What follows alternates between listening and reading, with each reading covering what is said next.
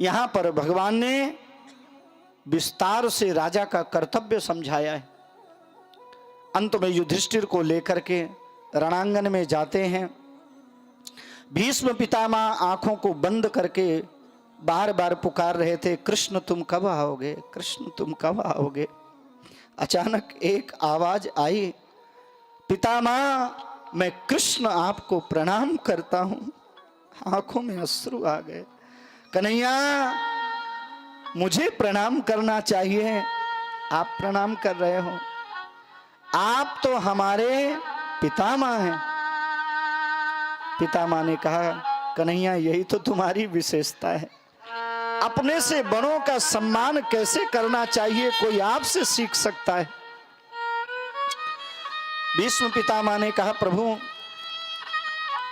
अब आपको जल्दी जाने नहीं दूंगा। सदैव देवो भगवान प्रतीक्षताम कलेवरम यावदिदम हिनोम्यहम्। सदैव देवो भगवान प्रतीक्षताम कलेवरम यावदिदम हिनोम्यहम्। प्रसन्नः सारुणलोचनो लसन् मुखाम्भुजो ध्यानपथश्चतुर्भुजा। मुखाम्भुजो ध्यानपथश्चतुर्भुजा।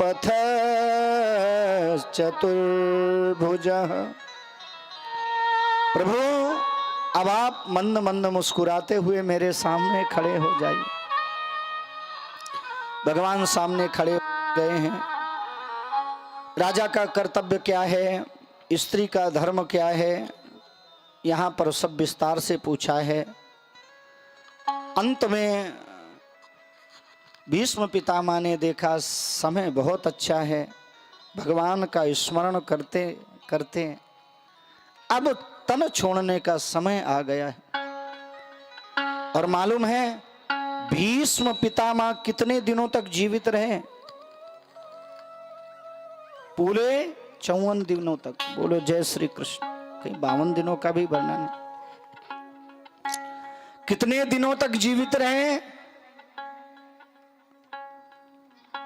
अभी 25 दिसंबर आने वाला है।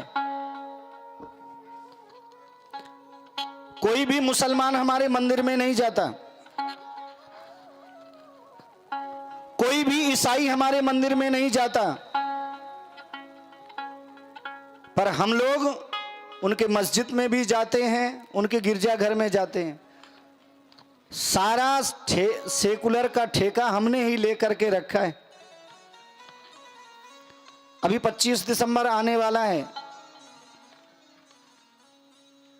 उतना बच्चों को हम नहीं सजाते जितना सांता बना करके हम भेजते हैं। अरे भाई, हिंदू बराबर मानवता दिखाता है, सब में समान की भावना रखता है, आप कब रखोगे? एक निवेदन आप लोगों से करना चाहता हूं, आपके त्योहार में अन्य धर्म वाले यदि आपको विश करते हों, आपके त्योहार में यदि दूसरे धर्म वाले आपको बधाई देते हों तो आप बधाई दीजिए, नहीं देने की कोई आवश्यकता नहीं है। हम ही अपनी तरफ से निभाते रहें और वो हमें गाली देते रहें।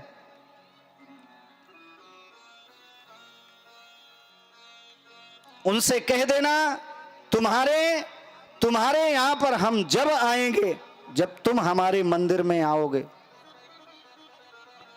हिंदुओं ने तो अपना स्थान भी दे दिया।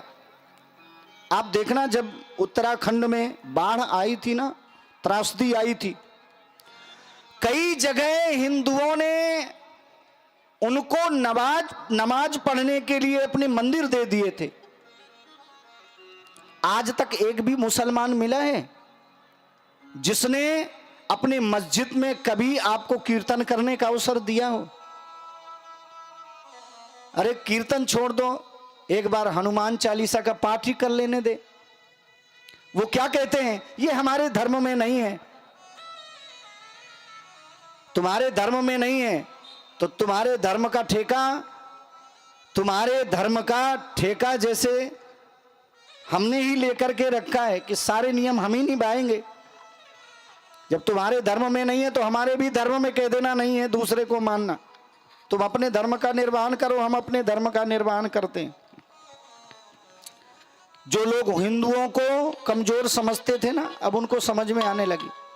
आप पुरानी फिल्में उठा करके देखिए, एक भी फिल्म आप ऐसी नहीं बता सकते जिसमें कहीं भी सद्गुण दिखाई देते हो। कैसे छोटे बच्चों को प्यार के जाल में फंसाना चाहिए, कैसे युक्ति से दूसरे के यहाँ चोरी करना चाहिए। अब वही तो देख करके बच्चे चोरी करना सीखते हैं। और महाराज जिहाद इतना ज्यादा हावी हो गया है, अब आपको सावधान होने की जरूरत है।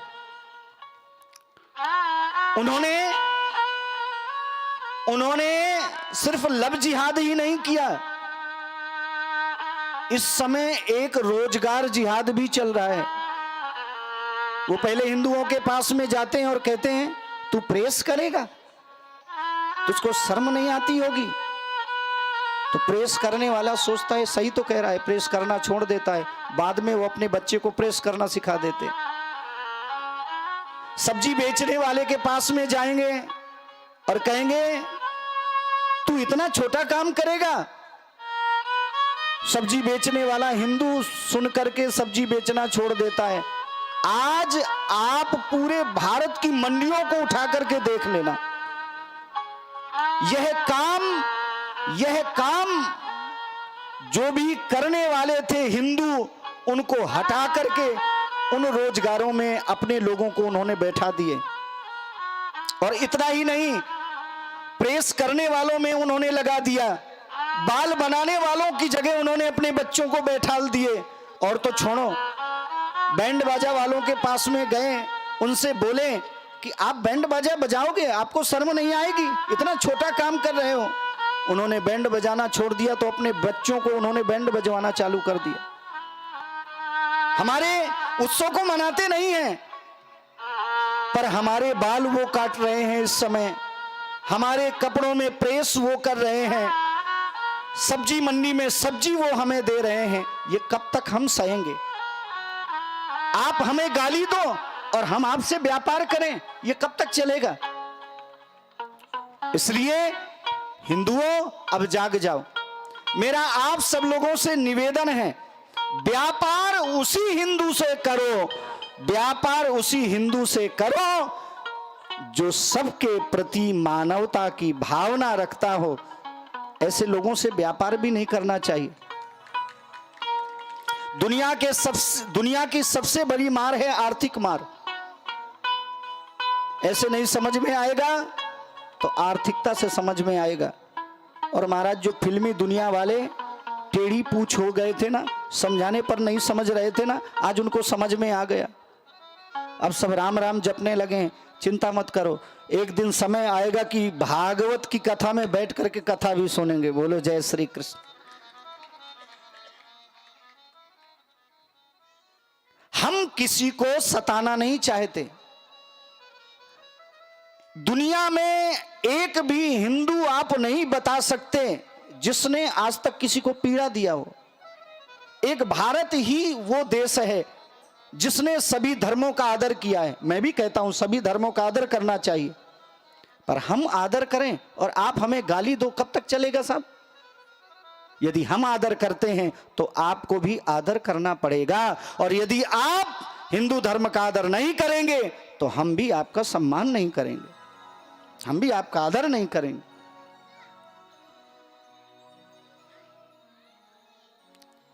इसलिए हिंदुओं, एकता रखो। कभी भी किसी हिंदू के विषय में कोई दूसरा खड़ा होकर के अपशब्द कह रहा हो तो सब एक होकर के उसका साथ दिया करो। वहां पर भूल जाया करो कि हम कौन हैं। हिंदू बंटता रहेगा तो कटता रहेगा, और हिंदू जिस दिन एकत्रित होकर के एक मार्ग में चलना प्रारंभ कर देगा, एक स्वर से बोलना प्रारंभ कर देगा, फिर किसी की हिम्मत नहीं होगी कि आंख उठा करके देख ले। यहां पर विस्तार से कर्तव्य समझाया है भीष्म पितामह ने। अंत में भगवान का स्मरण करते हुए स्वधाम को गमन कर जाते हैं। बोलिए भक्तवत्सल भगवान।